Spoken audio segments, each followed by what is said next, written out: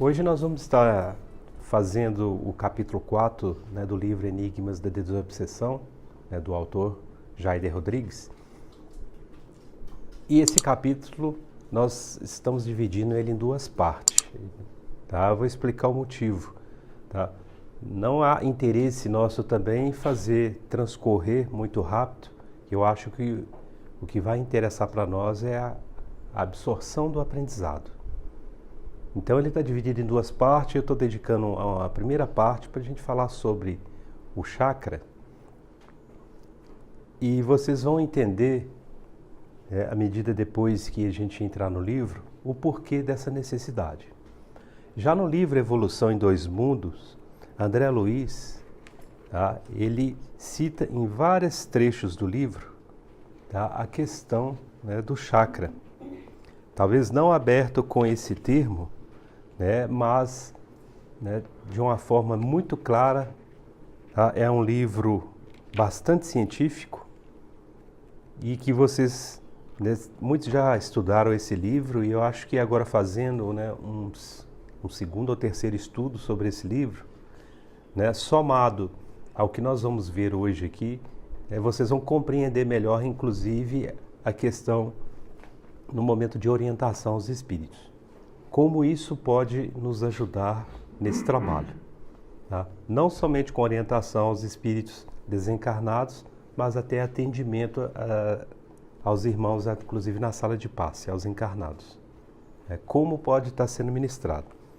Eu sei que muitos já têm um conhecimento bem profundo, principalmente quem está ligado ao trabalho do Reiki. Então já estudaram bastante a respeito do chakra. O capítulo 4, então, ele está ligado a atendimento a espíritos mais complexos em reuniões de desobsessão. Falando um pouco, então, antes sobre o chakra. O chakra, como define o dicionário Aurélio, é cada um dos centros de energia distribuídos pelo corpo. Isso está no budismo e no hinduísmo. A palavra chakra, também alguns, no dicionário, na língua portuguesa, se escreve com a letra C. Vocês vão ver em vários, talvez, literatura escrito com a letra K, mas não é o que está dentro do vocabulário da nossa língua portuguesa. Então, conhecidos também pela grafia chakras, segundo a cultura hindu, Yang e estudos do ocultismo, teosofia e conscienciologia são centros de absorção, exteriorização e administração de energias do duplo etérico. Chakra vem do sânscrito e significa roda, disco, centro ou plexo. Sânscrito é um tipo de linguagem muito comum no norte da Índia. São misturas de vários dialetos e essa palavra chakra vem deles. Em algumas mediunidades de clarividência, os médios podem visualizar como redemoinhas de energia vital, espirais girando em alta velocidade, vibrando nos pontos vitrais do corpo humano. Não quer dizer que toda clarividência dá essa possibilidade de visualização, porque nós sabemos que a mediunidade ela não é igual em todos os médios. Ela vai se apurando e se evoluindo à medida que se evolui moralmente o médium. É aí que vai dando um campo de ampliação de visão espiritual maior. Então, cada chakra possui um significado, cor e elemento específico, que vai constituir ou estimula o seu movimento. Esses são associados às glândulas e atuam como centros de captação e distribuição de energia. Os 7 principais chakras localizam-se na base da coluna vertebral até o alto da cabeça. E cada um corresponde a uma das 7 principais glândulas do corpo humano. Então vamos falar pelo chakra coronário, que está ligado à glândula pineal. Atua nas funções do cérebro né, é conhecido também como lótus de 1000 pétalas, da terminologia oriental. Está no alto da cabeça, com cores das mais diversas matizes, né, e uma atividade muito intensa. O chakra frontal, né, que está ligado à glândula pituitária ou hipófise, localizado na fronte, no ponto superior, né, ao nariz ou mais especificamente entre as sobrancelhas. Compõe-se de 48 raios, dividido em 2 posições. É o chakra da intuição e da criatividade. O chakra laríngeo, que está ligado à glândula tireoide, situado sobre a garganta, né? Esse chakra tem faixas de frequências energéticas distribuídas pelos 16 raios que o compõem. Exerce grande influência no controle do metabolismo e na comunicação em geral. Tá? Tem uma ação também muito grande, tá, Iracema? Com relação aos processos, né, de esôfago, né, gastrite. Então, talvez se você tomar um passe nessa região, vai ajudar essas correções. O chakra cardíaco, né, que está ligado à glândula timo, promove o equilíbrio e o intercâmbio dos sentimentos sobre o coração. É dourado, brilhante e se divide em 12 partes, né, ou raios. O chakra esplênico ou plexo solar está ligado à glândula do baço. Regula a entrada de energia vital no duplo etérico do homem. Localizado sobre o baço, está ligado à digestão, emoções e metabolismo. Então são os dois, tá? Quem inclusive, né, a Estevânia depois pode até esclarecer melhor. É a questão dos chakras, né, que contribui para um bom funcionamento do aparelho, né, digestivo. É o chakra laríngeo, que é próprio, né, no momento, né, da entrada do próprio alimento, e depois o chakra, né, do plexo solar.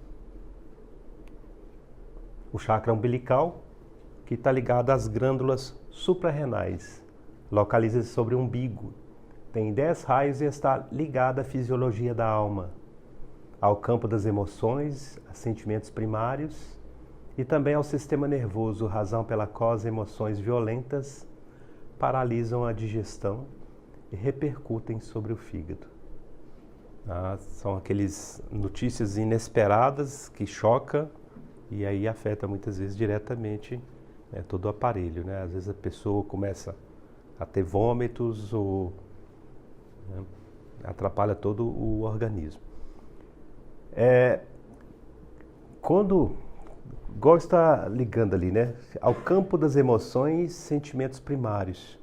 No caso, quando nós estamos fazendo um atendimento a um espírito que muitas vezes ele não consegue se desvincular, tá, de emoções fortes, até daquele momento do seu desencarne, talvez por um acidente muito violento, ou uma queda do alto, seja, né, como ocorreu, né, é uma das formas que, né, o orientador, o doutrinador pode começar a trabalhar, tá, né, com a mão espalmada, né, próxima a essa região, né, mentalizando, né, e concentrando as energias para regular o chakra. Aí vai vir aquela pergunta, mas os chakras não estão ligados ao ser encarnado? Não. O chakra, depois se vocês pegarem o livro Evolução em Dois Mundos, vão ver, né, André Luiz citando que ele está ligado também no perispírito. Tá? Obviamente nós sabemos, nós estamos falando dos 7 principais chakras aqui, como existem outros. Inclusive nós falamos aqui do chakra frontal, mas posterior a ele, né, tem um outro chakra que inclusive é onde faz a ligação com o cordão de prata. É o que faz a ligação do elo do corpo carnal ao corpo do perispírito, né, ao corpo espiritual. Então, o perispírito ele vai continuar com alguns chakras atuantes. Tá? Obviamente, há uma mudança, não é que seja, né, iguais todos eles, porque cada qual tem a sua função bem predefinida. Mas esses 7, praticamente, eles vão estar correlacionados muito com o que está ligado ao perispírito. Então, tendo esse conhecimento, são onde nós podemos estar ministrando energias, né, para poder regular esse funcionamento. O chakra, né, como diz no início, é um centro de captação de energias que elas têm que estar de uma forma distribuída adequada. Nem em excesso, nem em carência. Quando em excesso, né, ela vai trazer distúrbios. E vocês vão perceber, por exemplo, né, muitas pessoas que têm, por exemplo, crianças hiperativas, às vezes adultos hiperativos. Não consegue ter um controle, não consegue parar um minuto, o raciocínio às vezes é rápido, atropelado, né? O chakra está funcionando com a velocidade muito superior àquela que ele tem que funcionar. E esse chakra é onde ele está ligado, é o chakra frontal. Então, vários tratamentos aí requer muitas vezes tratamento com especialistas técnicos, né, do assunto. A casa espírita, os passes podem ajudar? Certamente que sim. Mas tudo nós temos que verificar a necessidade, às vezes, né, de atendimento de um especialista da área. Se a medicina terrestre existe, é uma bênção divina, então ela não pode jamais ser desprezada. Trabalhando-se junto, vai se alcançar um resultado ótimo. Aquela frase, inclusive, muito dita pelos orientais, né? Anima sã em corpo sano. Então se trata o espírito, mas não se pode descuidar também do corpo. E o por último aqui do 7 é o chakra básico, né, que está ligado à glândula suprarrenal. Localiza-se na base da coluna vertebral, abaixo do órgão sexual. É o principal modelador dos estímulos da vida orgânica e espiritual do homem. Aqui nós temos um vídeo que vai completar essa informação para todos nós. Chakras. Essas aberturas na aura são vórtices energéticos e são mais popularmente conhecidos como chakras. Os chakras são centros de energia em forma de círculo. Chakra significa roda em sânscrito. Os chakras são centros de energia em forma de círculo que vibram constantemente. Há bilhões espalhados pela aura dos seres vivos. Todos os seres vivos são compostos por células. As células são nutridas com energia vital e precisam receber e liberar energia constantemente. É por essa troca que nós nascemos, crescemos e nos desenvolvemos, até que um dia cessamos as trocas energéticas e o corpo físico morre junto com as células.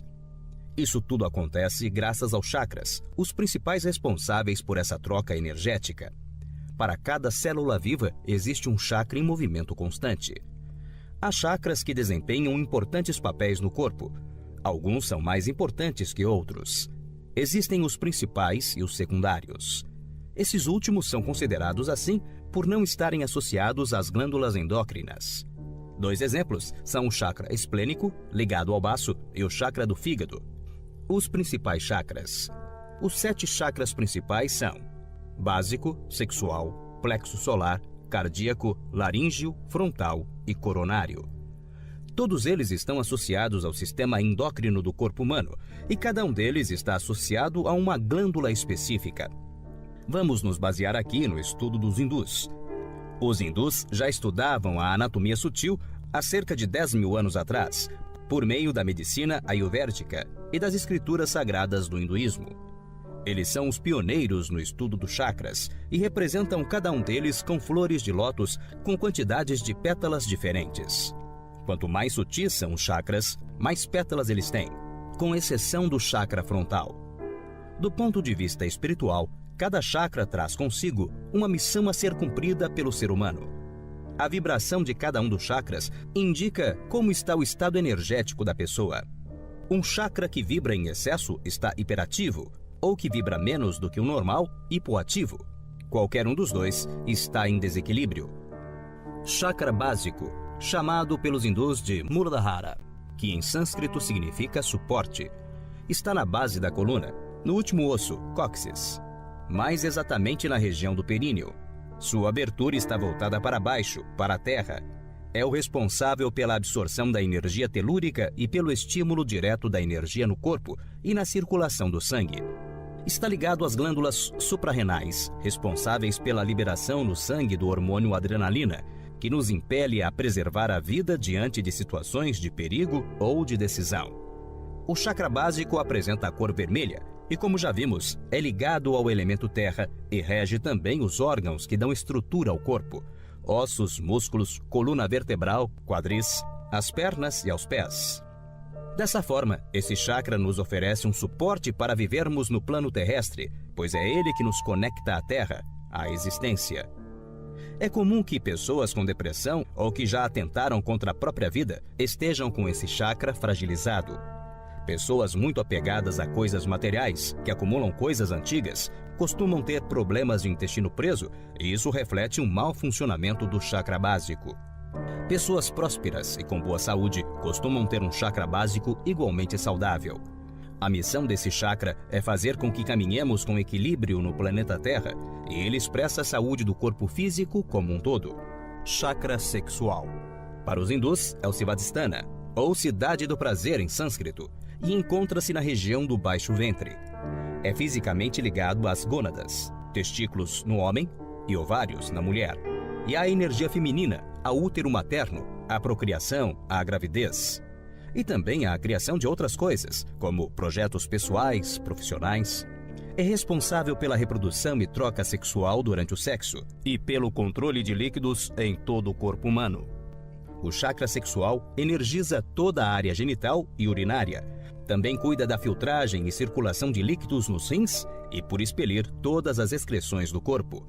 É regido pela lua, por isso tão vinculado ao feminino, à sexualidade, à maternidade e à criação, e pelo elemento água, vinculado ao líquido amniótico, às relações interpessoais, à autoestima, ao amor próprio.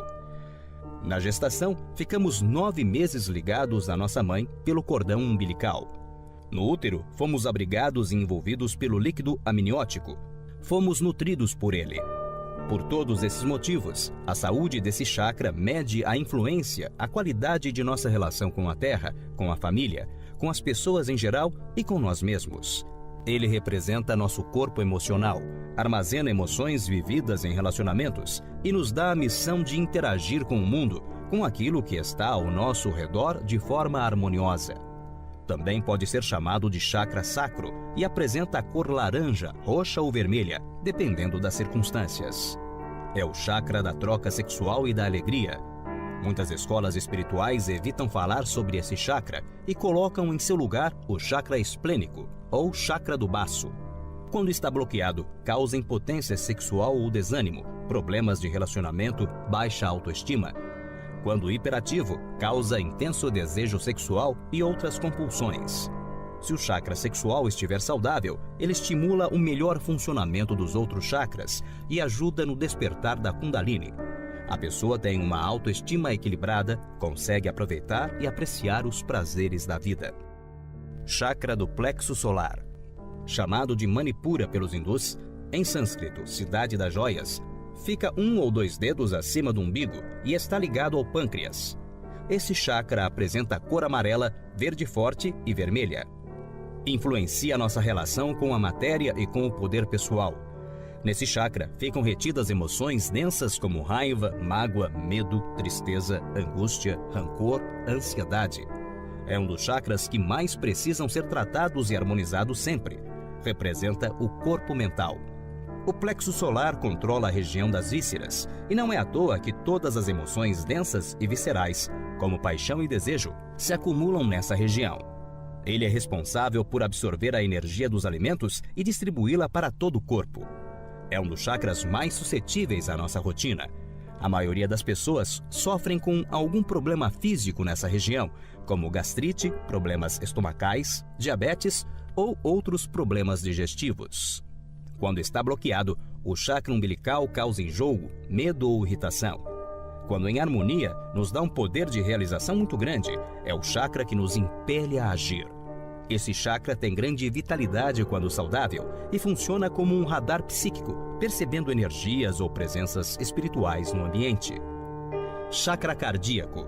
Os hindus deram o nome de Anahata, Câmara Secreta do Coração, e pela tradução do sânscrito fica fácil de saber onde ele está, no centro do peito.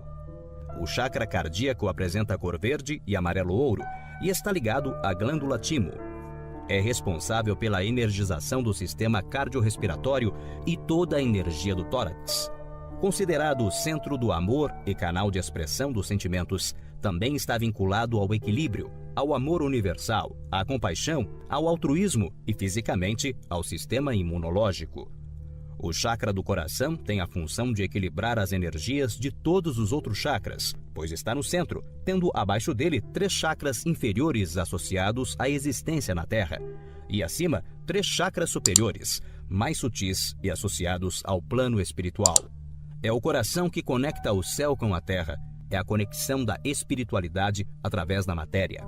Representa o corpo astral. É o chakra mais fragilizado se houver um desequilíbrio emocional. Se for bem desenvolvido, torna-se um canal de amor para o trabalho de assistência espiritual. Quando existe um bloqueio, a pessoa sente depressão, angústia, irritação, pontadas no peito, é excessivamente materialista e apegada. Fisicamente, o bloqueio pode gerar infarto, taquicardia. Nas mulheres, pode aflorar câncer de mama. Chakra laríngeo. Batizado como Vijuda, o purificador do sangue em sânscrito. Este nome já dá algumas pistas da glândula a qual se vincula, a tireoide e paratireoides. A tireoide tem como função filtrar o sangue, regular os ciclos menstruais nas mulheres. Está localizado na garganta e é responsável pela comunicação, pela expressão das ideias, verbalização e concretização de projetos. Fisicamente, cuida da boca, garganta e vias respiratórias. As mãos e os braços são extensões físicas do chakra da garganta, pois são com eles que trazemos as ideias para o plano material, colocando, como se diz popularmente, a mão na massa. O laríngeo representa o corpo etérico padrão e apresenta cor azul celeste, lilás, branco prateado ou rosa. Quando apresenta boa saúde e desenvolvimento, facilita a psicofania e a clareaudiência. É considerado também como um filtro energético que impede que as energias emocionais cheguem até os chakras da cabeça. Quando apresenta desequilíbrio, pode causar dor de garganta, herpes, dores de dente ou gengiva, hiper ou hipotireoidismo. Uma pessoa com problemas de adaptação, ou que aguenta tudo calada, o que popularmente se diz engole sapos, pode ter o chakra da garganta bloqueado. Chakra frontal. O Ajna, centro de controle em sânscrito, é mais conhecido como do terceiro olho. Isso quer dizer que ele está na testa, entre as sobrancelhas, e vinculado à glândula pituitária ou hipófise. Apresenta cor índigo, branco azulado, amarelo ou esverdeado. Ele controla todos os outros chakras. É dele que saem todos os comandos para o corpo todo. Também cuida do lobo frontal, que representa a nossa porção lógica, nossos ideais, raciocínio e pensamentos, nossa capacidade de aprendizagem, observação e intuição. O chakra frontal também representa o corpo celestial e é responsável pela saúde dos olhos e do nariz. Quando está saudável, o Ajna adquire capacidade de clarividência e expande a intuição. Ele é fácil de ser trabalhado, pois o usamos muito no dia a dia pela visão. Geralmente, a sua atividade pode ser sentida por uma vibração ou sensação de calor na testa. Esse chakra também representa a dualidade e os 2 hemisférios no nosso cérebro, pois é desenhado com apenas 2 pétalas. Há diversas disfunções nesse chakra, como um excesso de pensamentos, ideias que se acumulam e não são colocadas em prática, desorganização, falta de foco. Fisicamente, a pessoa pode sofrer com sinusite, que é a somatização dessa congestão mental. Também pode surgir sensação de pânico, dores de cabeça, até problemas mentais. A meditação é uma ótima forma de esvaziar a cabeça e limpar o chakra frontal. Chakra coronário. O Sahasrara, lótus das 1000 pétalas em sânscrito, possui exatamente 972 pétalas. Está no topo da cabeça, ligado à pineal ou epífise, que é a glândula que fica no centro da cabeça e se encontra sobre todas as outras glândulas no corpo. O chakra forma uma coroa de luz, por isso também é conhecido como chakra da coroa, pois está voltado para cima. Apresenta cor violeta, branco fluorescente ou dourado. Através desse chakra, podemos alcançar a compreensão de tudo, e é por ele que nos conectamos com o plano espiritual, com o eu superior, com Deus e o divino em todas as coisas. Está ligado à nossa forma de professar nossa fé e evoluir espiritualmente. Quando ele é trabalhado e desenvolvido, facilita a lembrança e a conscientização das projeções da consciência. Tem muita importância na telepatia, no desenvolvimento da mediunidade, nas expansões da consciência e na recepção de temas elevados. É o chakra por onde penetra a energia cósmica e a energia do Sol. O coronário é o chakra mais importante, pois é o responsável por energizar o cérebro, tem influência nas funções mentais e na produção de serotonina, o hormônio do bem-estar, pois regula o sono, o apetite, o humor, entre outras funções. Esse chakra representa o corpo causal. A vibração dele também indica que estamos vivos. Quando está em desequilíbrio, a pessoa pode desenvolver fobias, problemas neurológicos, falta de fé, depressão, tendências suicidas. Quando está saudável, ativamos toda a nossa sensibilidade e vivemos alinhados ao nosso propósito, com saúde, felicidade e muita disposição. O chakra da coroa é o mais importante de todos os chakras, e a sua missão é compreender toda a existência e se iluminar, integrar-se com o todo. É o nosso último dever no planeta Terra.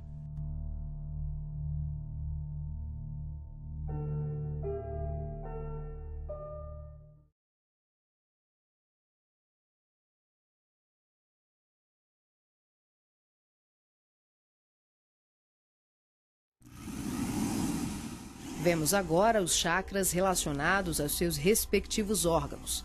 Começamos pelos superiores, representados pelo coronário, frontal e ágina, anterior e posterior. Podemos observar o giro em movimentos de alternância, num ciclo permanente de emissão e absorção de energia. Vemos também a sincronia entre os anteriores e os posteriores. O coronário é o centro da sabedoria. Tem responsabilidade... Só um minuto, né? Vocês perceberam, né? Quem ainda não tem esse conhecimento, né? Essas formas de pétalas, né? Elas ficam constantemente, né, girando.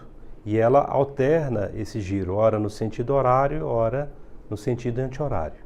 Tá? Então é um movimento constante, tá? De absorção e de liberação de energia. Por isso que há essa alternância. Por isso que ocorre essa alternância de movimento.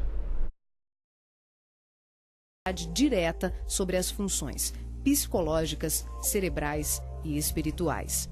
Alimenta as células do pensamento e é o provedor de todos os recursos eletromagnéticos indispensáveis à estabilidade orgânica.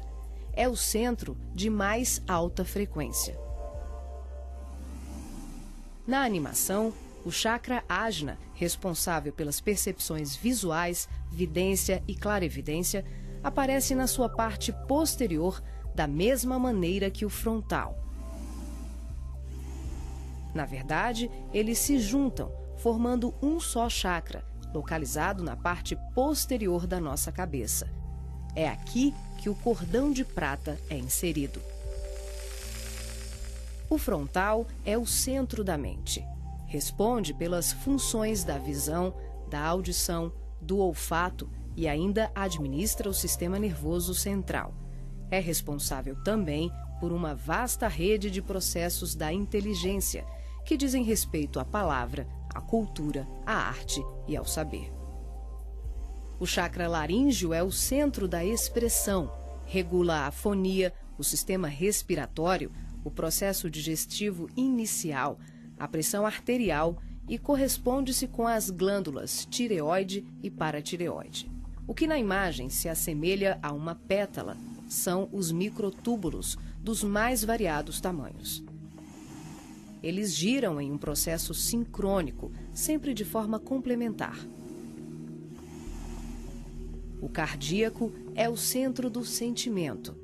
Vemos a sua feição posterior e anterior. Ele sustenta os serviços da emoção e do equilíbrio geral. É o responsável pelas energias de todo o aparelho circulatório e se relaciona com o sistema nervoso parasimpático. O centro gástrico também é conhecido como solar ou centro de cura. Um chakra de baixa frequência, o gástrico é uma das mais ativas usinas de fluidos vitais para exteriorização. É responsável pelos processos digestivos e grande parte do metabolismo, atuando vigorosamente sobre o estômago e órgãos envolvidos na digestão. Dentro desses microtúbulos ocos, temos outros microtúbulos ocos. O chakra esplênico é um dos mais importantes. O centro do equilíbrio é também uma grande usina de fluidos. Ele regula a distribuição e a circulação adequada dos recursos vitais em nosso corpo. A feição de pétalas que vemos nessa animação é por conta dos microtúbulos maiores. O umbilical completa as funções do gástrico e do esplênico. Na sua parte posterior, ele é menor. Nós ampliamos para demonstrar de forma clara como esses chakras se interagem. O genésico, conhecido também como chakra sexual, é o centro das formas e elevação. Exerce grande importância nos processos genésicos. Elabora densos campos fluídicos que, quando bem canalizados, podem propiciar vigorosos potenciais energéticos no campo do amor e da criatividade. O chakra fundamental trabalha como se fosse o posterior do coronário. Ele está na base inferior da coluna vertebral, na região do períneo, entre o ânus e os órgãos genitais. Forma, junto com o genésico e o básico, uma tríade, tão importante como o coronário, o frontal e o ágina. Integrado ao genésico, esse centro trabalha principalmente na captação de energias vindas da Terra, oriundas dos raios gama, da água e dos metais.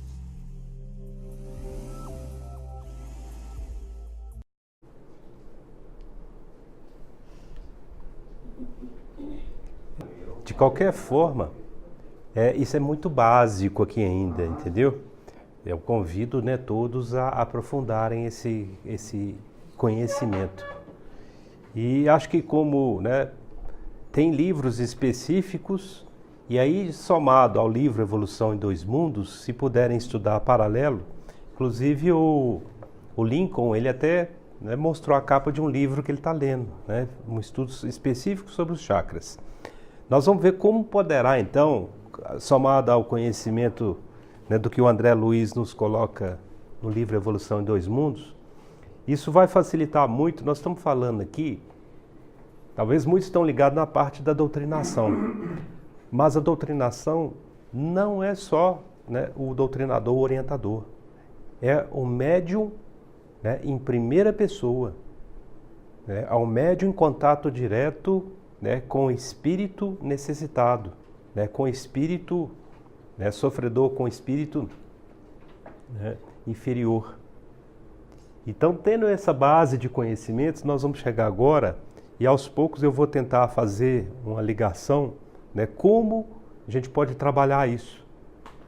Então, começando o livro aqui, ele coloca a seguinte questão, né, que todas as reuniões nas quais os espíritos vão se manifestar são consideradas reuniões mediúnicas. A manifestação de espírito, então, é reunião mediúnica. Agora, a reunião de desobsessão, ela vai ter características específicas. Nós temos um exemplo aqui, né, Estevânia? Na terça-feira é uma pequena reunião mediúnica, mas é uma reunião mediúnica, que é a manifestação de espírito. Já não é uma reunião de desobsessão. No caso da reunião de desobsessão, aí começa os critérios, né, o rigor. Os participantes encarnados, né, há necessidade de ter uma seleção mais rigorosa. Por isso que tem determinadas casas espíritas que, para ingressar numa reunião de desobsessão, tem que ter, às vezes eles estimulam um tempo, em torno, às vezes, de 3 ou 4 anos de estudo, né, da doutrina, para ter uma base, né, sólida de conhecimento. Então, requer também participantes já com experiência no assunto. E aí as pessoas vão estar vinculadas também a um propósito específico. tratar enfermos obsidiados. Quando o grupo não define isso, pode saber que já está definido, com os dirigentes espirituais. Talvez não esteja na nossa lembrança, mas nós somos consultados pelos nossos mentores e pelos dirigentes espirituais da casa. Quando nós nos colocamos em condição de trabalho, com pontualidade, com assiduidade, nós passamos então a ser consultados com relação aos trabalhos. À medida nós vamos se tornando o quê? Uns verdadeiros parceiros do mundo espiritual. Então, muitas vezes há uma preparação, talvez isso não está muito latente no momento em que a gente retorna do sono do corpo físico, é aquele momento de desprendimento que nós temos essas reuniões. Alguns até vai se tornando isso mais latente. E às vezes as percepções já se tornam sem a necessidade, às vezes, desse desprendimento. Então há um acerto prévio com os mentores. Então são precedidas normalmente também por lições evangélicas para preservar a qualidade vibratória do ambiente. Antes então de se iniciar, uma pequena lição de um trecho do Evangelho, para preservar a qualidade vibratória do ambiente. O preparo para essas reuniões de desobsessão, então vem a prece, as mentalizações induzidas para estabelecer a conexão entre os membros. E aqui é importante ressaltar um ponto que inclusive o Jaider coloca, que vem no livro Missionários da Luz, essa mensagem do Espírito André Luiz através da psicografia do Chico Xavier, que são as cristalizações mentais de muitos anos não se desfazem com esclarecimentos verbais de um dia. Ele coloca essa questão porque muitas vezes, ele até cita isso, que há determinadas reuniões que eles saíram muitas vezes o grupo frustrado por não ter alcançado um sucesso, às vezes naquela doutrinação, aquela orientação, aquele espírito. Mas já é um primeiro passo. Então nos mostra do grau de responsabilidade, muitas vezes a espiritualidade levou às vezes anos para conseguir levar aquele espírito ali. E até convencê-lo de se dar a manifestação. E aí o grupo, por uma questão de despreparo, perde às vezes todo um trabalho. Então, nos chamando a atenção para a gravidade do assunto, a nossa responsabilidade, a dedicação que devemos ter com relação aos trabalhos. As técnicas que ele sugere, que ele fala do orientador, mas isso serve para todos nós. Como orientação, como médio de sustentação, como médio de passividade. O atendimento aos espíritos nas reuniões de desobsessão. Desligar a sustentação magnética externa que liga o espírito obsessor ao grupo a que ele pertence. Aí agora já entra o conhecimento do chakra. Como nós fazemos esse desligamento? O chakra frontal é o principal campo de abertura. O chakra superior, que é o chakra coronário, ele tem a ligação com o mundo espiritual, com os espíritos superiores. Essa comunicação, essa interligação que o espírito faz, muitas vezes que ele é teleguiado por mensagem, que é a parte inclusive da hipnose. Nós, através do processo de hipnose, podemos muitas vezes nos comunicar com o espírito que esteja afim a nós, e é através do chakra frontal. Então é isso que eles fazem. Então, para fazer desligar a sustentação magnética, espalmamos a mão e colocamos ali em frente a sobrancelha dele, no ponto central, e também na parte posterior. No último vídeo nós vimos ali que o chakra frontal, ele tem ainda uma ligação com o chakra posterior que faz a ligação com o cordão de prata. Então, essa posição, talvez muitos até o faziam, mas até muitas vezes, né, por intuição da espiritualidade, agora, né, estão sabendo o porquê, a necessidade de se fazer aquilo. Ali você, né, mentalizando, então você pode bloquear, então, e desliga ele com essa comunicação externa. E aí é o momento que, né, você vai atuar, então, na doutrinação.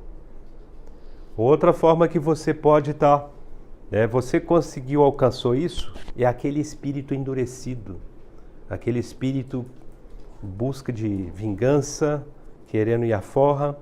Então, a parte do sentimento dele, né, praticamente não está funcionando. Onde você vai atuar, então, no chakra que está ligado à parte do coração. Então, centraliza a mão no peito dele, e vai fazendo as mentalizações para remeter ele a experiências, principalmente, né, da parte da infância.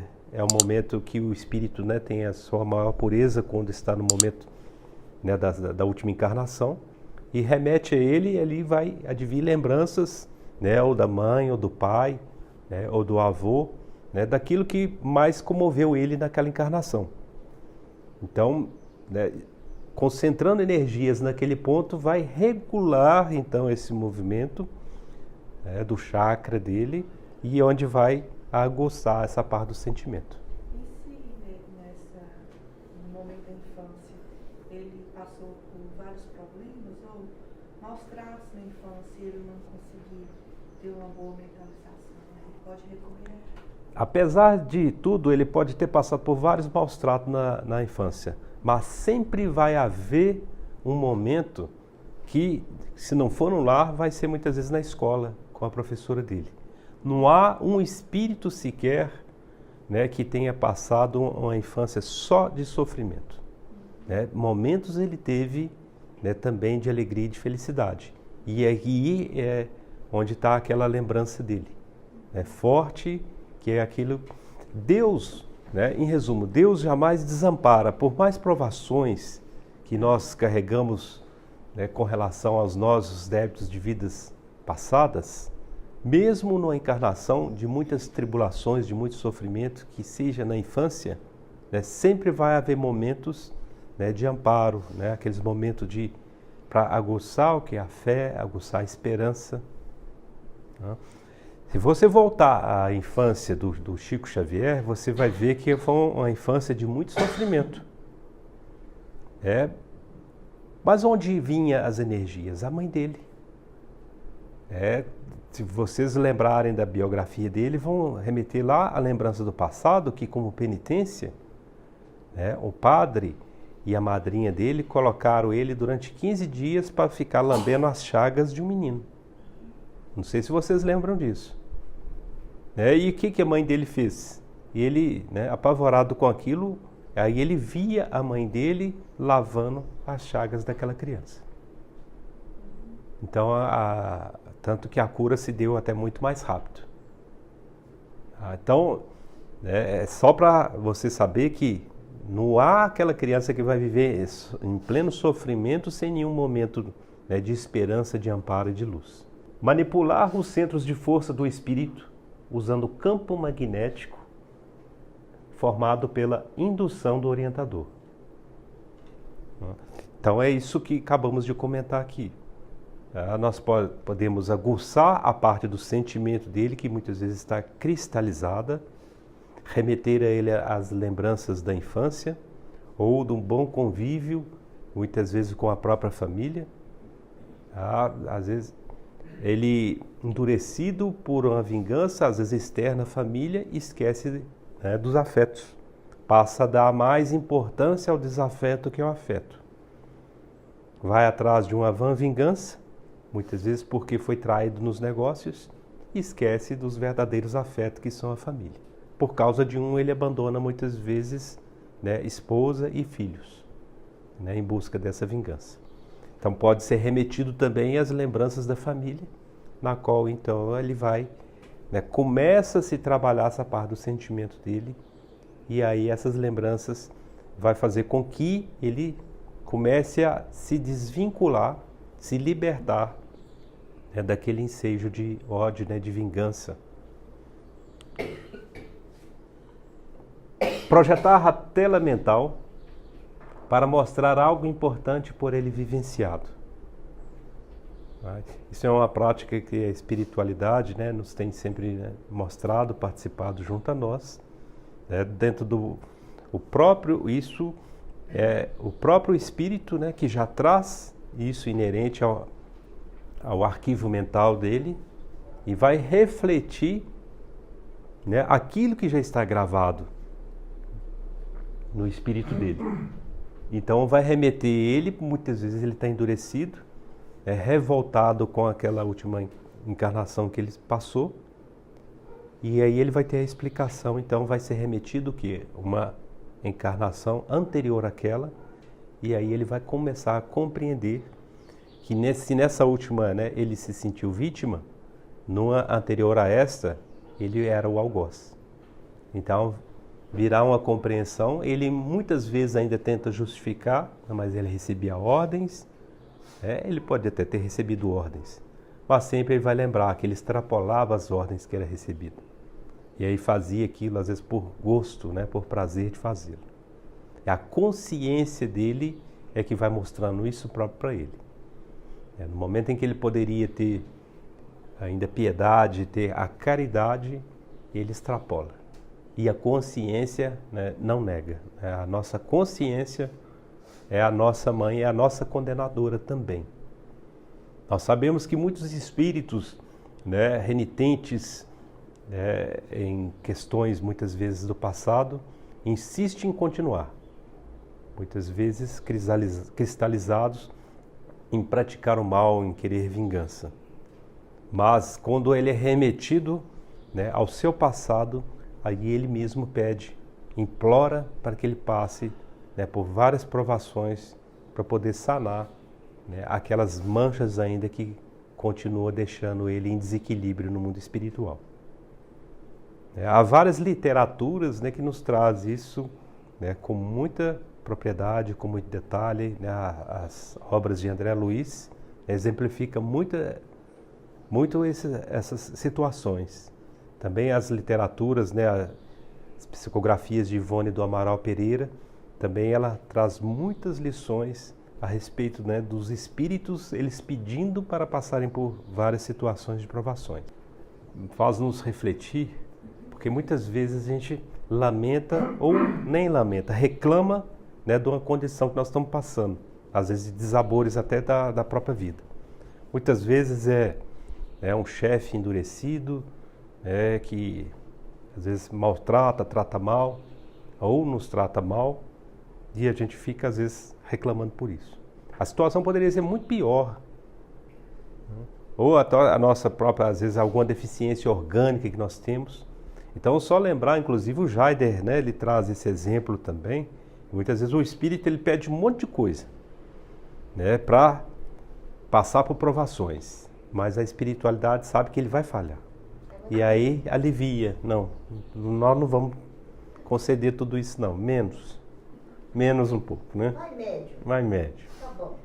Vamos e nós vamos te amparar. Trabalhando mediunicamente, tá ótimo. Eu não esqueço aquele exemplo que ele dá, né?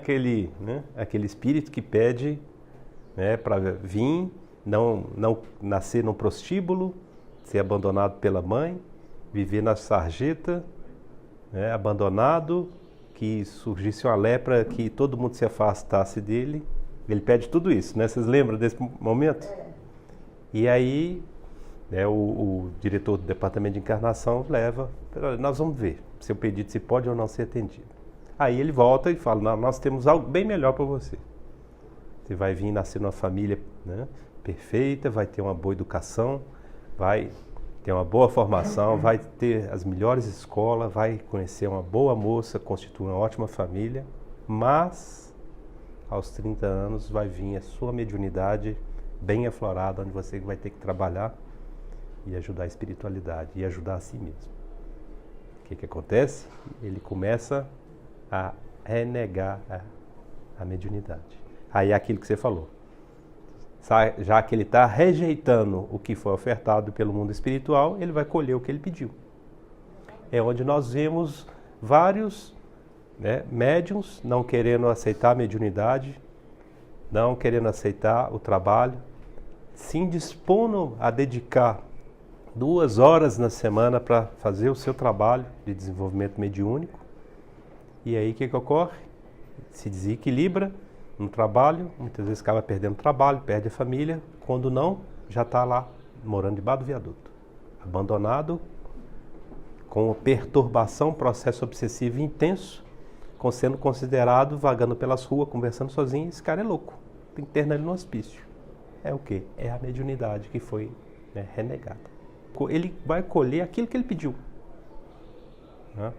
Ele renegou aquilo que foi ofertado a ele. Então ele colhe, né, o primeiro pedido dele. É castigo divino? Não, é ele que pediu.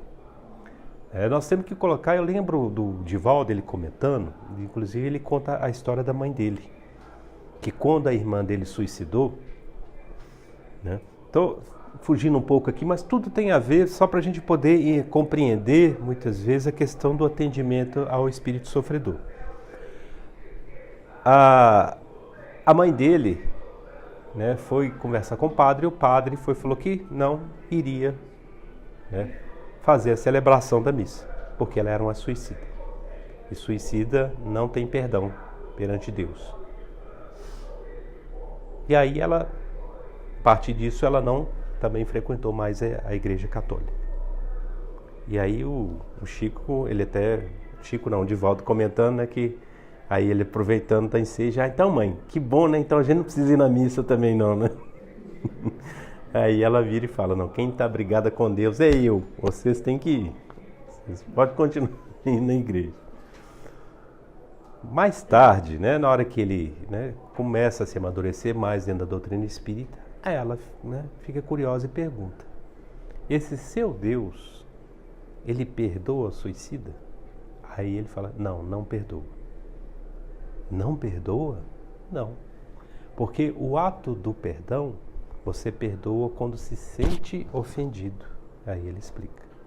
Deus jamais se sente ofendido com as nossas ações, com as nossas atitudes. Então ele não tem necessidade de nos perdoar. O perdão está vinculado quando, né, se sente a ofensa, se sente, né, mal com aquela situação. Então a visão de Deus, dos espíritos, né, de ordem superior para com nós é plena de compaixão. Quando vê a gente, né, adentrar dentro de erros, né, escabrosos, na realidade eles ficam o quê? Entristecidos por verem a gente ainda cometendo, né, atos, né, então, que vai nos trazer, né, dores intensas de muito sofrimento. Então, isso vai ligar, na hora que nós então estivermos fazendo esse processo da regressão de memória a fatos passados, né, sejam eles comprometedores ou felizes com os espíritos, se houver um momento e uma percepção, né, se houver um momento e uma percepção junto pela espiritualidade,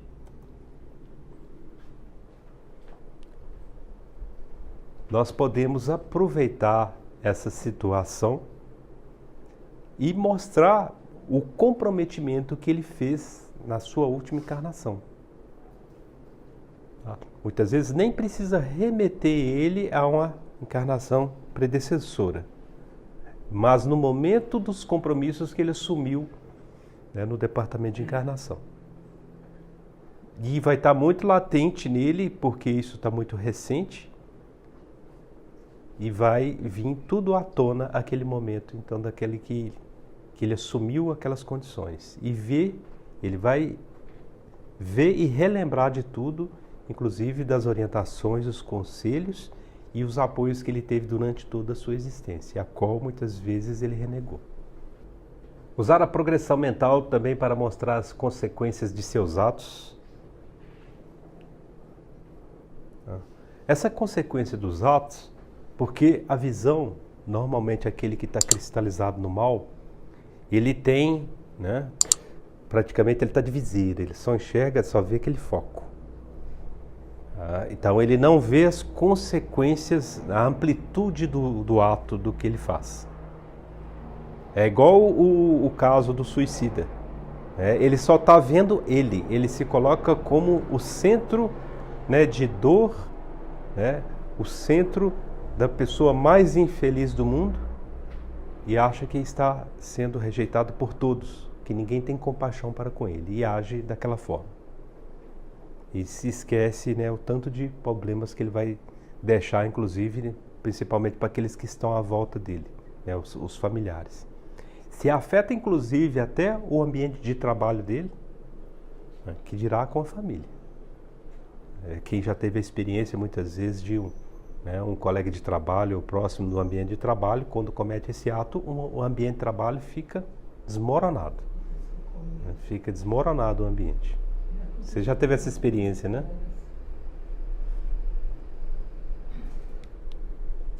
Usar um campo magnético com o objetivo de dilatar a sua capacidade de percepção.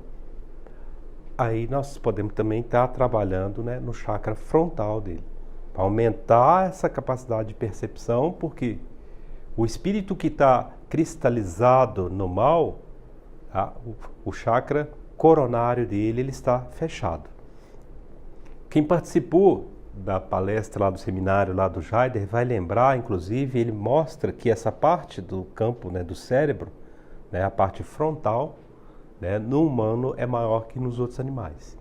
É o campo exatamente de percepção das emoções, de raciocínio, né? Não vamos entrar muito em detalhe porque vocês viram ali. Então ele está com isso muito cristalizado, sem trabalhar. Então é onde pode ser, né, ministrado energias ali e sendo desbloqueados, né, os campos de percepção. A abertura, inclusive, né, que quando se fala a criatividade, que é o chakra que está ligado, né, ao ambiente da criatividade, também da inteligência. Quando se fala criatividade, está ligado também a sentimentos. E nós começamos a perceber a ligação também de um chakra com o outro. Mas o chakra do sentimento não está ligado ao coração? Sim, também. Porque começa no campo mental e daí se começa as sensações, o sentimento, ele atinge, né, o chakra, né, do timo que está ligado ao coração. Por isso que muitas vezes aquela emoção forte, nós temos uma alteração, inclusive, de pulsação cardíaca, né? O coração reage. Ele vai reagir, ele reage, né, com um batimento cardíaco acelerado, né? São emoções. O organismo todo trabalha, precisa de uma oxigenação maior. Serenou os pensamentos e tudo, acalmou ele. Não precisa tanta oxigenação agora, né? No cérebro, pode serenar, então diminui. Então são pontos, né, que pode sendo trabalhado com o espírito enfermo. Vamos falar então do espírito, né, que está enfermo. O espírito que sofreu, né, morreu por uma parada cardíaca. E fica aquela impressão, aquela dor aguda no peito, muito intensa. Pode ser trabalhado ali. As energias podem estar sendo ministradas, e aí o médico que está dando a passividade, ele pode ir mentalizando. Ele vai mentalizando energias salutares, né? Luzes, retificando, normalizando, né, toda a circulação sanguínea, o batimento. Então, o espírito começa a entrar em equilíbrio. Está vendo a contribuição do médium? Ela é mais importante do que do próprio orientador. O médium, ele tem uma participação muito mais intensa, por isso a importância do desenvolvimento mediúnico, do conhecimento e da sua contribuição que você pode estar passando no todo o trabalho. Às vezes, exatamente, às vezes a ação do orientador vai ser muito pequena. Ele vai chegar ao trabalho está praticamente pronto, concluído. Contrário, nós vamos perceber a experiência, aquele médium que não procura ter conhecimento, às vezes as perguntas que ele deixa para fazer são perguntas até descabidas que ele já deveria saber, faz no momento que precede a reunião. É totalmente descontrole, dá uma passividade sem nenhum controle, muitas vezes, das ações com o espírito manifestante, às vezes deixando que o espírito dê tapa na mesa, fale em tom de voz alta. Você A culpa principal de quem? É do médium, porque o médium ele não está, né, controlando a situação. Ele tem que apaziguar o espírito manifestante. Tem dificuldades? Algumas vezes tem, nós sabemos disso. Muitas vezes o espírito que vem é um espírito já cristalizado no mal de muito tempo. Nós sabemos da dificuldade também do médium, as energias densa, pesada. Mas a gente percebe o desequilíbrio do médium quando isso é rotina, constante. Se é constante, aí o problema está mais com o médium. Porque aí falta a questão da educação da mediunidade. Exatamente. Então, de volta, falo que a palavra certa seria desenvolvimento, seria educação, educar. Educar mesmo, no sentido de igual educar uma criança. Uhum. É disciplinar. Né?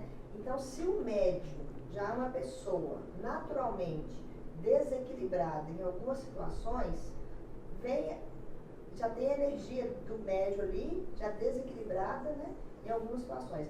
E vem a energia do espírito manifestante, o que vai acontecer? Vai potencializar aquilo que o médium já tem em evidência, que é o desequilíbrio. Aí, onde acontece as manifestações completamente desequilibradas. Então, o médium que está no meio, né, que está ali para poder fazer a disciplina e a educação, ele tem que se autoeducar.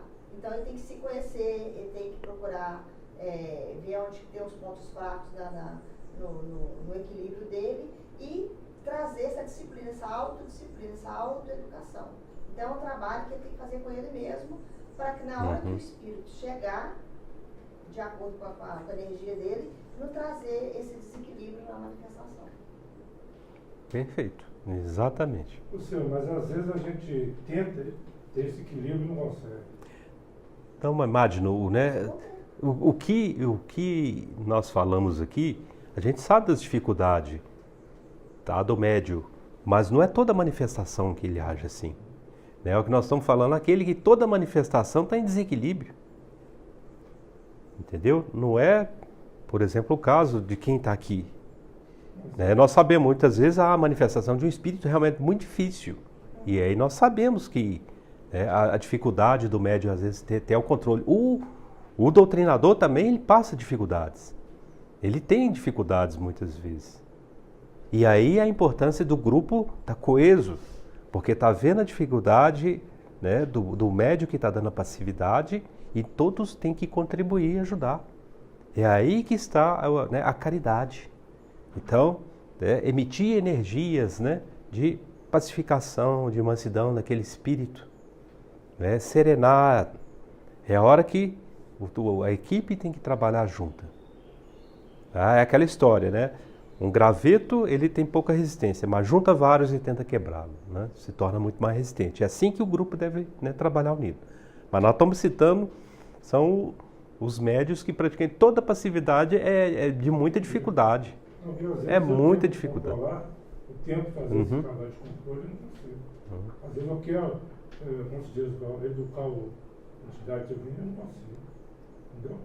Mas não é uma constante. Né? A gente tem experiência com médio que toda manifestação é complicada. Entende? E aí quando você vai ver, conversa, as próprias perguntas que o médium faz, muitas vezes já está frequentando a casa já de longo tempo e você vê que não evoluiu. Né? São perguntas, né, tão básicas que isso já deveria ser muito mais que conhecimento, já deveria ter passado isso e ido além. E são questionamentos ainda, porque muitas vezes o principiante que está adentrando a casa, né, já tem esse conhecimento. Compreende? Então, né, sobre esses, né, que nós estamos citando. Ou seja, o médium pode ter diferenças de uma reunião para outra. Por exemplo, nós temos um médium, ele vem às segundas-feiras, às vezes ele vem às sextas, e é muito diferente as manifestações dele de uma reunião para outra. Por que isso? Aí a diferença está bem na reunião. É o grau, né, muitas vezes, o grupo de espíritos que está sendo atendido. Quanto mais preparado estiver o grupo, tá, mais muitas vezes complexa se torna a reunião. Porque a espiritualidade vê que o grupo ele está bem preparado, então eles trazem espíritos, né, mais endurecidos, com maior grau de complexidade, onde você vai perceber essas manifestações no médium. Tá? Mas não é em si o médium, né? São os espíritos manifestantes. E é o próprio conjunto da reunião. Tá? Agora, se é uma reunião que, muitas vezes, até não, eu vou falar, pode ser um despreparo, às vezes, até do orientador, tá? Então, às vezes, o orientador, o grupo, às vezes, é o mesmo, mas se o orientador, né, ele está num grau, assim, moral inferior, então é aliviado, muitas vezes, tá, aquele trabalho da reunião para não comprometer, né, todo aquele trabalho com os espíritos. Ô Ciro, agora sobre o espírito de criança. A gente sabe que essa casa aqui já foi uma creche e que aqui tem um espírito de criança. Mas como olhar isso do lado da espiritualidade? Que a gente sabe que as crianças, quando desencarnam, são levadas para a espiritualidade para poder fazer aquele tratamento, aquele estudo, para eles voltar ao normal de um espírito já adulto. E essa casa é cheia de espírito de criança. Essa semana tem uma que brinca muito, chega nas reuniões que brinca muito. Tem uma que essa semana incorporou através de um senhor que queria bater na mesa, brincar. Então, como a gente vai encarar isso? Como resolver isso?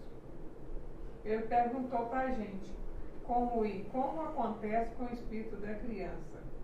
Porque, por tudo que eu já estudei, eu sei que a criança, quando desencarna, é encaminhada para os educandários, levada para os tratamentos, para os estudos, para poder evoluir, crescer e o espírito tomar a forma adulta. Mas e por que essa casa está cheia de espírito de criança nesse sentido? Mas o espírito não é criança. A gente sabe disso. A gente sabe disso. Mas acontece que essa casa está cheia de espíritos que se manifestam nesse sentido, de criança, querendo brincar e tudo. Há um período realmente de transição do desencarne, né, de uma criança, né, aí há um período ainda até de adaptação para ela voltar, vamos falar assim, à verdadeira situação dela como espírito. Muitos desses agora chegam a uma situação, muitos, né, querem fugir, né, mesmo no mundo espiritual, querem fugir da realidade. E aí se remete à condição de criança, porque é uma situação que se sente, estão fugindo da realidade ainda. Então, se sente mais protegidas dentro daquela condição. Né, se sente que são recebidas, né, com mais afeto, com mais cuidados. Então é isso que nós temos, né, que atender realmente, atender elas com afeto, com carinho, mas ir aos poucos mostrando para ela que elas podem, na condição de espíritos como são, né, espíritos já amadurecidos, né, trabalhar com as crianças, que elas podem ser felizes tal qual a criança é. A idade da criança é até qual idade? 12 anos? Da partir dali já começa a mudança, né? Vamos falar, 12 anos. A partir dos 7 anos, né, igual citou a Estevânia, já está estabelecida, vamos falar, a encarnação. Se cometer, com 10 anos, se ela cometer um ato, porque ali o espírito já está encarnado, já tem consciência do que faz. Se ela cometer um ato grave, certamente. E se ela desencarnar, ela vai para o umbral. Em 7 anos. Vai para o umbral. Também já está completo. Já... Na psicologia tem até explicação, né, para isso. Que a partir dos 6 anos, mais ou menos, a criança está se ressocializando, né? Até a idade que ela entra na escola e ressocializa com outras crianças. E é onde ela vai tomar mais consciência de todas as questões, consciência da lei. Então, de uma certa forma, tem uma explicação mais embasada nessa do espiritismo também. Né? Nós estamos enxergando aqui, porque nós estamos vendo a criança, né, como um espírito ali, nascente infantil, mas não. Há crianças, por exemplo, de 7 anos, de 8 anos, que fazem maldades com animais, coisa que muitas vezes adulto não teria coragem jamais de fazê-lo. Então está latente o quê? O espírito, né? Ao que ele traz, ele só está no corpo infantil. Só está no corpo infantil. O espírito é imortal, tem toda a bagagem do passado, então tudo isso porque geralmente a gente adulto, acho que a gente tem tanto amor por criança, né? Que a gente enxerga a criança daquela forma. Como ser, né? que Deus fez a infância, né? Exato. Pode aprender a amar os Não tem nada de espíritos. jardim. Exatamente. Mas compreende? Por que né, aquele espírito, então, ele está na vestimenta de criança, mas muitas vezes é um espírito ali, ó, maligno que está ali, ó. Está tendo essa oportunidade de encarnação, mas maldade, continua maldade. Tem crianças que disseminam muitas vezes mentiras, né? Fazem, às vezes provoca até a briga entre próprio pai e mãe, tá? O psicopata já nasce psicopata. Já provoca. 3 anos de idade, já é um psicopata. Tem criança, Já nasce psicopata. tem espírito criança, chega lá para ó pai, a mãe fez isso e isso comigo. Ela me maltratou, me deixou de castigo. E pura mentira. E tá com aquele olharzinho ali, ó, como diz o Divaldo, né? Aquele terrorista, né? Aquele olhar de terrorista, né? Para nós duas foi bem explicado. Então, Nós Freud, precisamos embora ele não acreditava em Deus, mas ele foi muito tocado pela espiritualidade, né? Para falar das 3 estruturas: psicose, neurose e perversão. Explicou as 3. Aproveita para chamar a atenção, então, no capítulo do Evangelho, né? Os falsos profetas. Vamos ficar, então, muito atento, porque tem espíritos para tentar muitas vezes nos ludibriar, eles se fazem parecer crianças, né, para tentar nos enganar. Então, né, porque ali ela foi pra... observar, né? Então, a observância, né, sempre, né, das atitudes, das palavras. Tem termos que nós vamos perceber que aquilo não é de criança. Aí ele já se entrega. É porque ali, ele, quando ele chegou, ela já de cara perguntou assim: posso bater na mesa?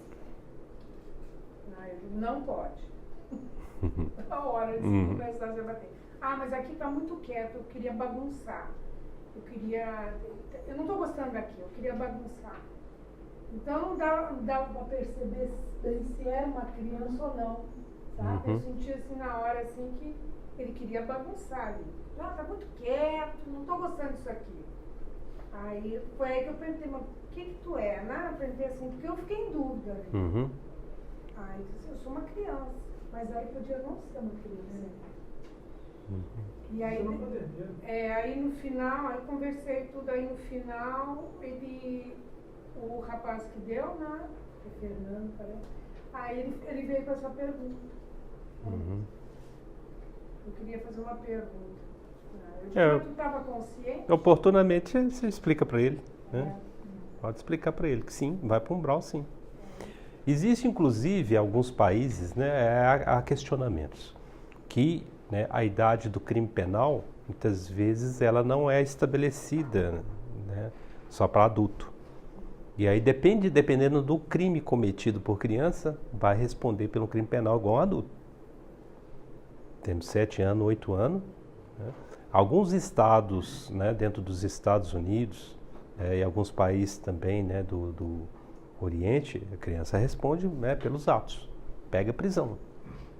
Tá? É duro, mas não isenta, né? Não isenta.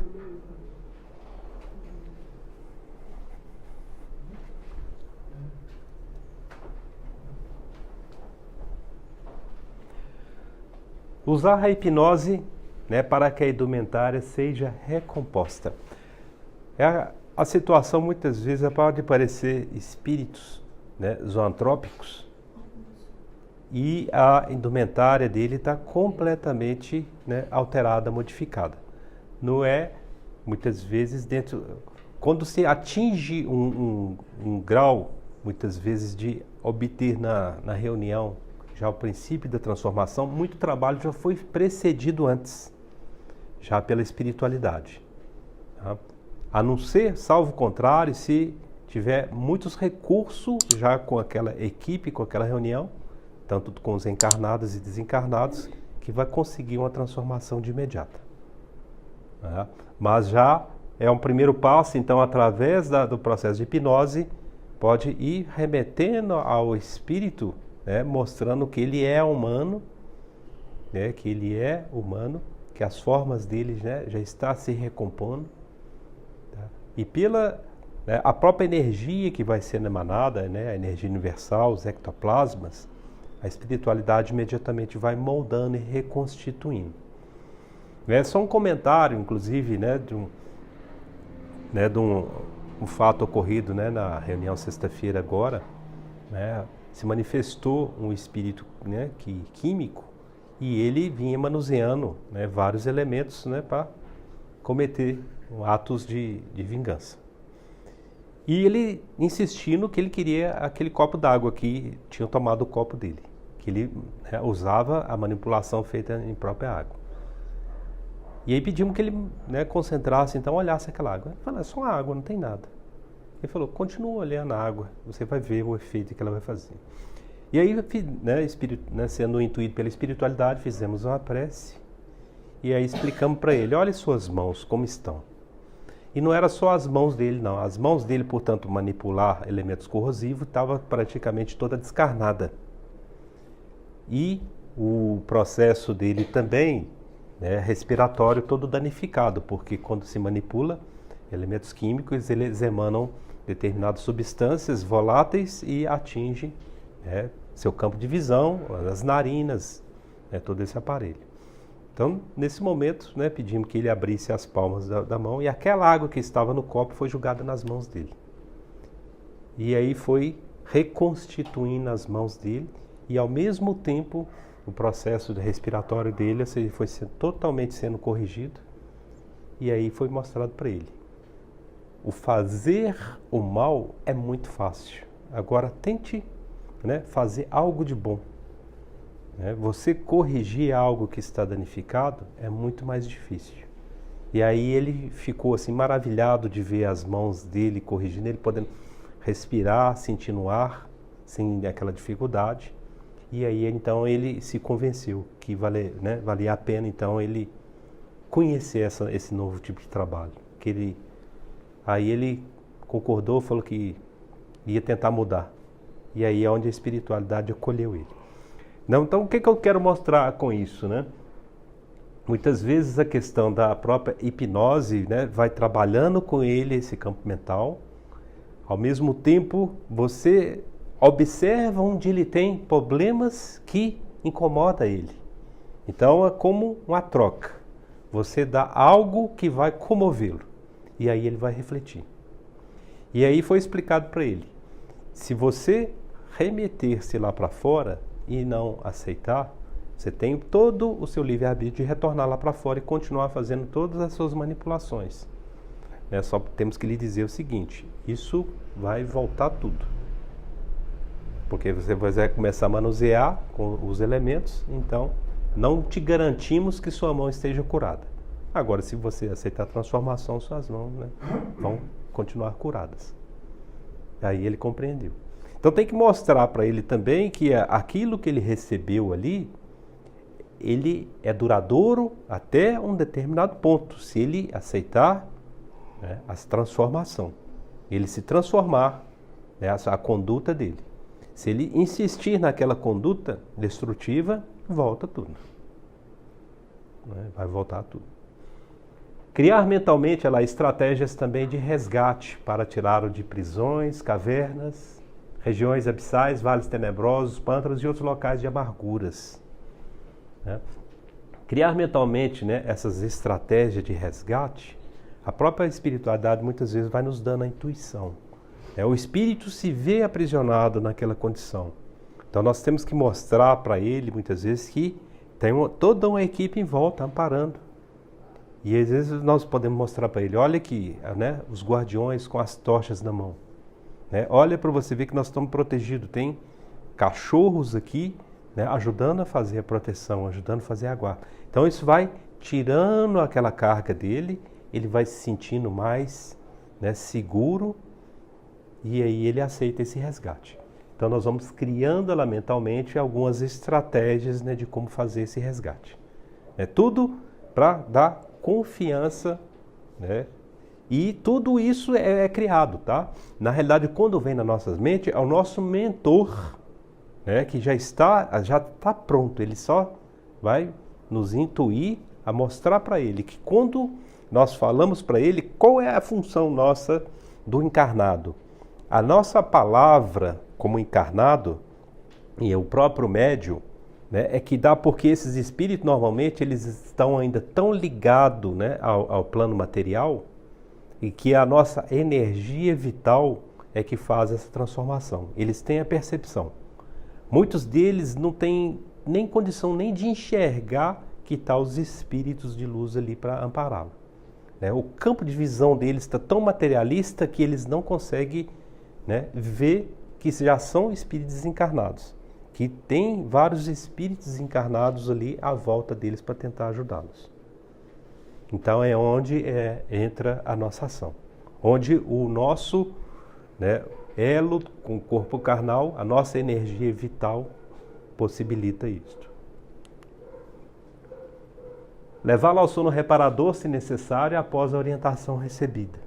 Muitas vezes espíritos que ele se sente em perseguição contínua e depois que ele é resgatado, ele está exaurido. Então mostrar para ele está num ambiente seguro, ele pode adormecer, ele não precisa ficar se preocupando, né, com a retaguarda. Ele às vezes está com medo que tem lá, mas eles estão lá fora, eles vão entrar aqui. Então, né, dá essa segurança para ele, mostrar para ele aqui eles não têm condição de entrar, eles não têm permissão, não vão conseguir entrar. Pode adormecer, vai serenando. Então vai trabalhando no campo mental dele, né? Se necessário pode mostrar para ele que o médico está do lado dele, né? Que tem um enfermeiro que vai aplicar agora um sedativo para ele poder descansar, adormecer. E ele não vai estar só, porque às vezes o medo dele também é ficar só. Então ele fica desesperado, mas eu vou estar sozinho aqui. Então mostra para ele que vai estar sempre amparado. Vai ter sempre, ele vai estar numa enfermaria, que vai ter enfermeiros ali sempre acompanhando. Esse é o receio dele. Então dá essa segurança para ele. Deixá-lo confiante de que não está sozinho lá durante a sua mudança, entregando aos mentores.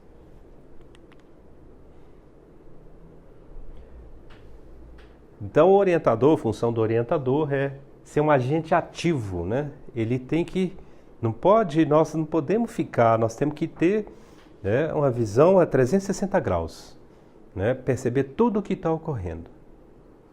Então a posição, mesmo muitas vezes nós temos que estar com os olhos abertos e o campo mental mais ainda, né? A percepção plena do que vai ocorrer e os recursos que podem estar sendo utilizados.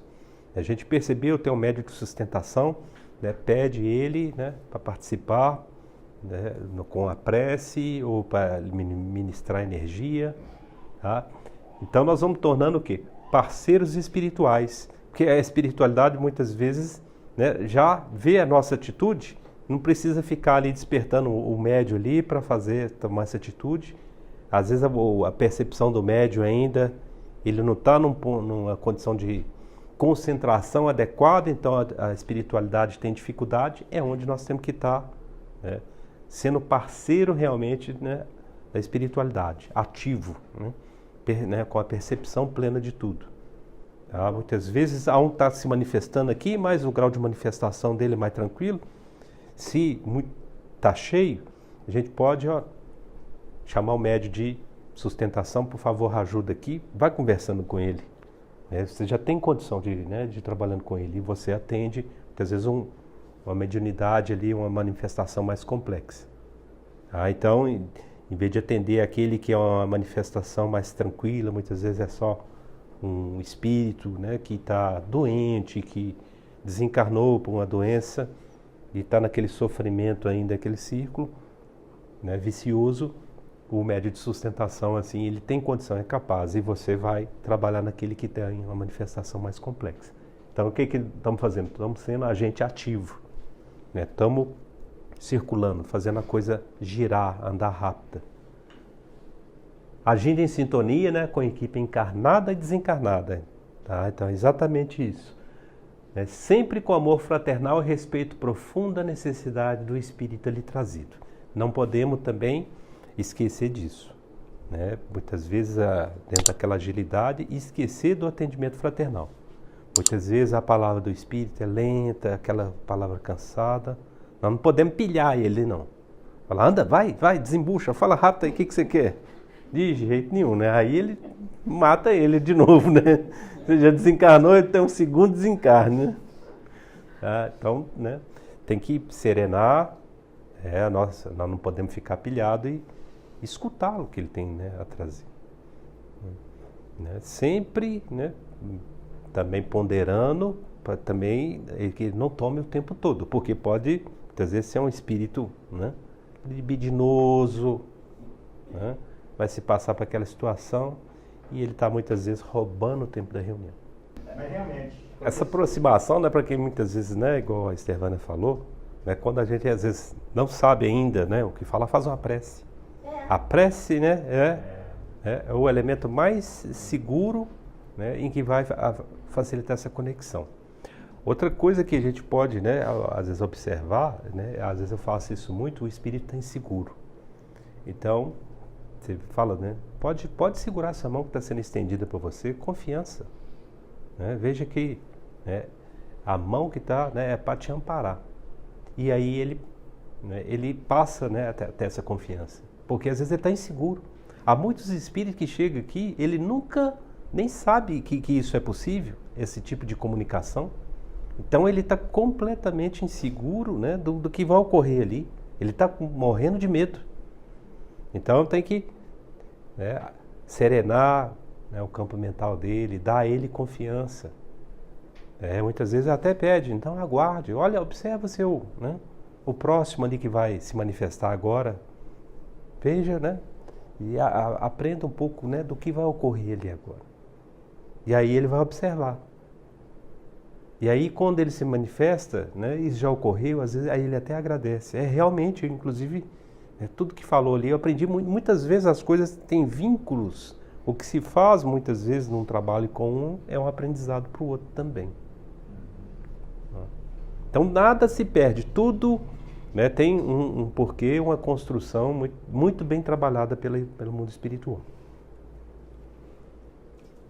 A relação então do grupo de espíritos, né, nessas manifestações complexas, né, o Jaider listou esses aqui, que são os espíritos justiceiros, que querem justiça, querem, né, vingança, o espírito dos feiticeiros, espíritos magos negros, espíritos religiosos, né, revoltados com Jesus e com o Criador.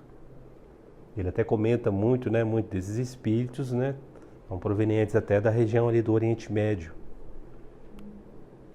Espíritos zoantrópicos, espíritos vampiros, espíritos mistificadores, ovoides, e espíritos controlados, né, por meio de chips, né, inseridos em suas mentes, e que desconhecem que são manipulados por outros espíritos.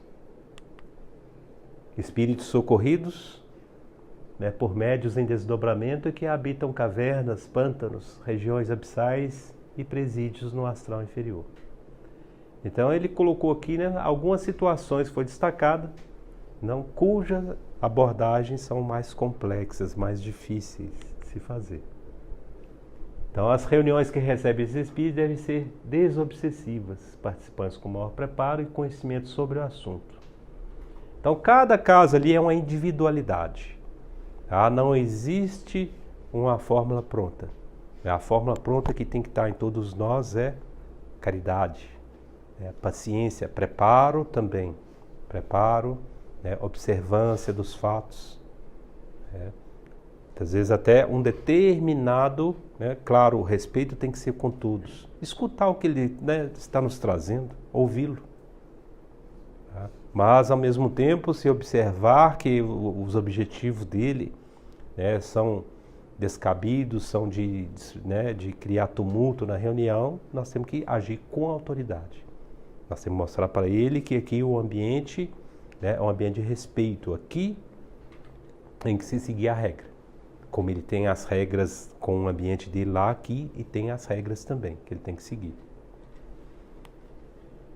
Então, aproximam-se dessas reuniões, muitas vezes também espíritos, né? Eles vêm para observar. São esses espíritos que lideram grupos. Muitas vezes, quando ele vem, ele já mandou vários vir.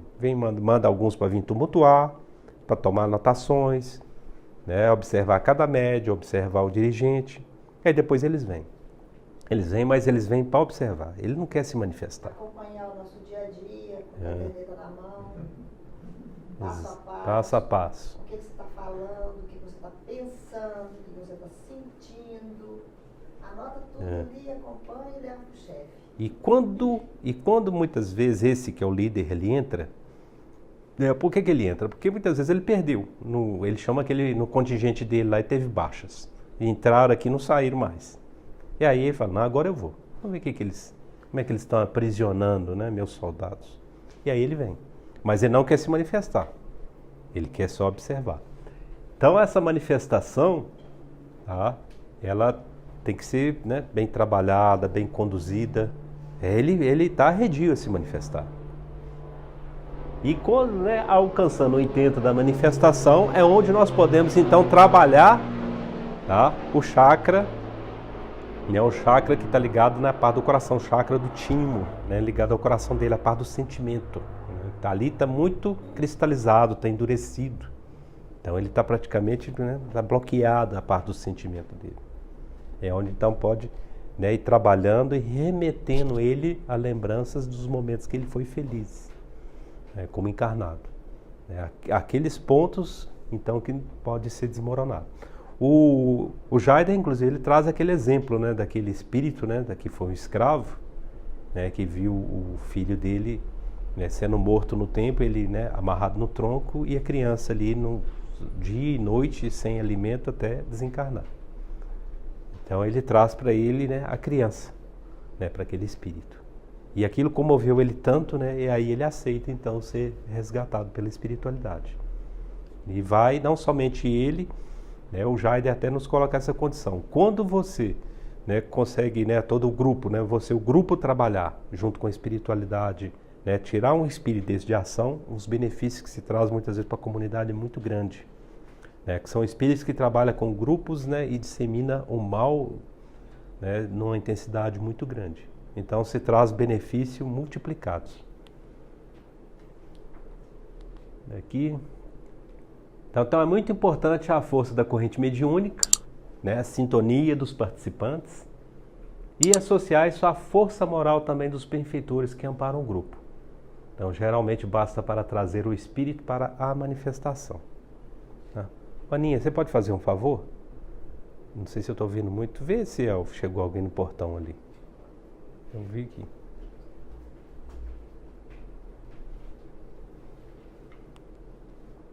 Olha lá, caso o espírito também tente sair da manifestação mediúnica, tá? Aquilo, Antônio, que você falou, ele deve ser contido em um campo magnético mentalizado pelo grupo com proatividade e sem demora.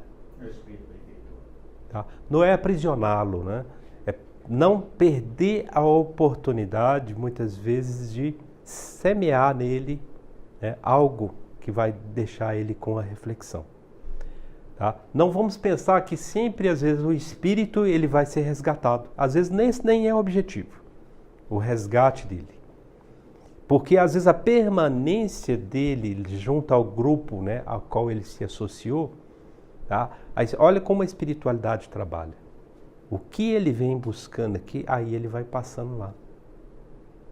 Porque muitas vezes, às vezes, determinados espíritos, ele mesmo revela. Eu não tenho coragem de deixar o grupo lá, não.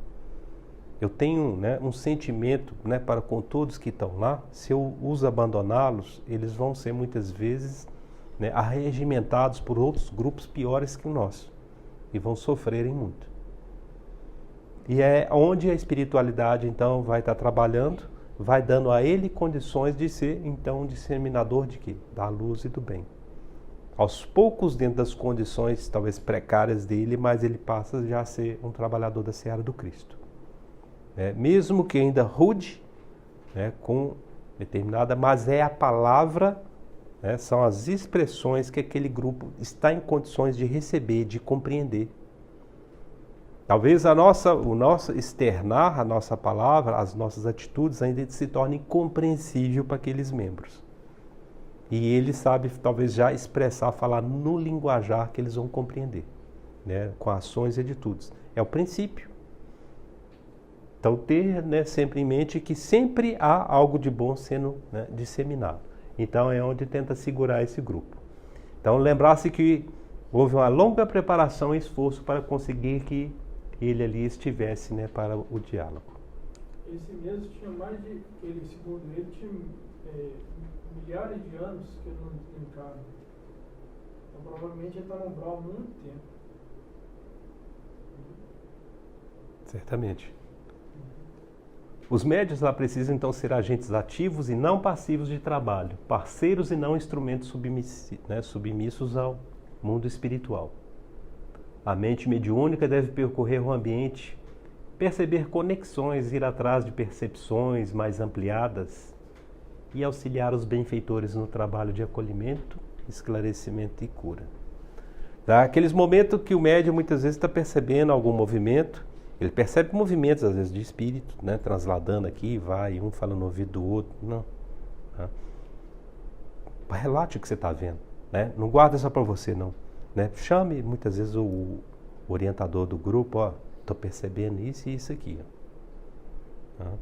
No livro Diálogo com as Sombras, inclusive, tem uma situação dessa que a médium percebe e ela chama o doutrinador, olha, esse que se manifestou aqui agora, ele está indo, ele vai se manifestar de novo. E ele está se revestindo, se parecendo, se transmutando por uma velha adoentada. Então estava querendo ludibriar o grupo.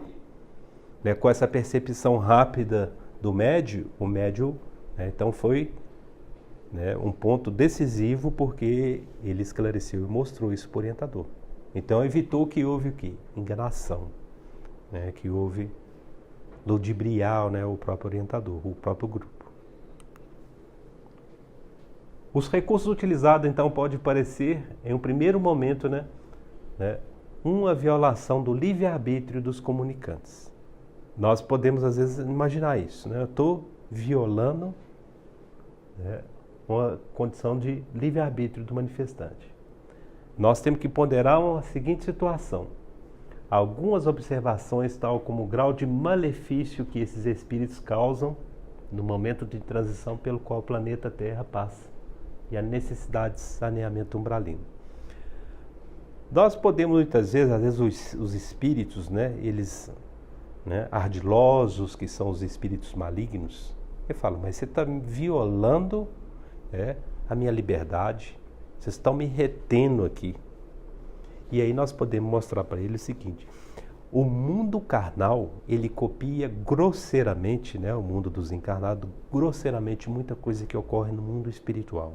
Explicar para ele. Aqui no mundo carnal, quando nós violamos as regras, as leis, nós somos retidos em cárcere.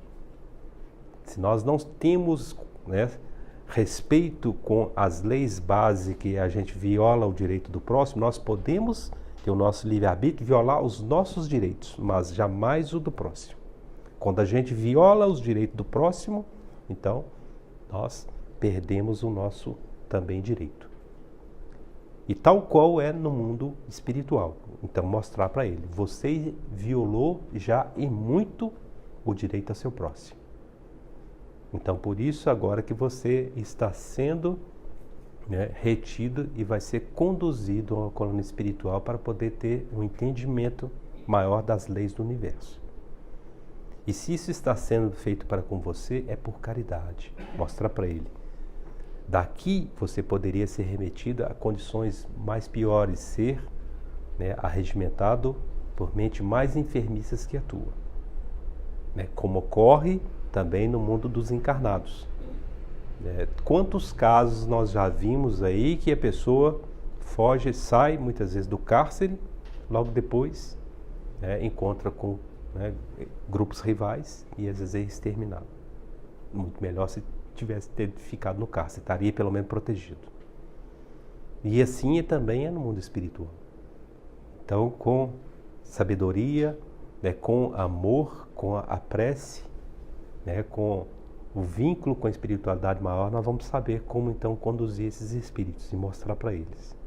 No primeiro momento eles podem se mostrar revoltosos, apresentarem que vão vingar, que vai nos perseguir, mas sempre com serenidade, façam a prece, ele vai sair com a reflexão. Ele vai pensar, ele vai refletir sobre aquilo que foi passado para ele. Mesmo ele sendo retido, depois ele vai ser mostrado para ele. Que aquilo está sendo o melhor remédio para ele naquele momento. Então, o recolhimento desses espíritos, comandantes do astral inferior, implica no resgate de vários outros de seus seguidores. É o que ocorre. Quando eles então são acolhidos, e às vezes mostrar isso para ele, que aquele grupo dele não está ficando em abandono. E muitas vezes eles se preocupam. Isso já é um ponto da luz que existe de amor nele. Quando se preocupa com o outro, isso inclusive pode ser mostrado para ele. Mostrar, aí está a prova que você é filho de Deus. Você se preocupa com quem está lá fora. Então nós vamos marcar a segunda parte.